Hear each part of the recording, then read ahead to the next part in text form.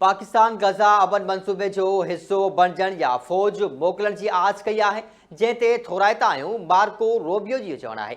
सच चवणु आहे त ॿियनि मुल्कनि गज़ा में फ़ौज मोकिलण बाबति गौर करण जी आछ कई आहे। गज़ा फ़ौज मोकिलण बाबति सवाल कया विया आहिनि। अमरीकी परॾेही वज़ीर मार्को रूबियो जो चवणु आहे त खेसि यकीन आहे त केतिराई मुल्क तकरारी धुरनि लाइ क़ाबिल क़बूल आहिनि। ख़बर शामिल कयूं पिया। पाकिस्तान गज़ा अमन मंसूबे जो हिस्सो बणजण या फ़ौज मोकिलण जी आछ कई आहे, जंहिं ते थोराइता आहियूं, इहो चवणु आहे मार्को रूबियो जो। संदसि वधीक चवणु आहे त ॿियनि मुल्कनि गज़ा में फ़ौज मोकिलण बाबति गौर करण जी आछ कई आहे। गज़ा फ़ौज मोकिलण बाबति सवाल कया विया आहिनि। अमरीकी परॾेही वज़ीर मार्को रूबियो चवणु आहे त खेसि यकीन आहे त केतिराई मुल्क तकरारी धुरनि लाइ क़ाबिल क़बूल आहिनि।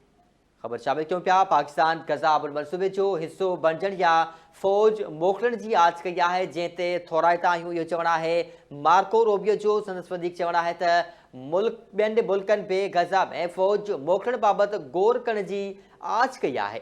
मार्को रूबियो जो चवणु आहे त गज़ा फ़ौज मोकिलण बाबति सवाल कया विया आहिनि। अमरीकी परॾेही वज़ीर मार्को रूबियो जो वधीक चवणु आहे त खेसि यकीन आहे त केतिराई मुल्क तकरारी धुरनि लाइ क़ाबिल क़बूल आहिनि।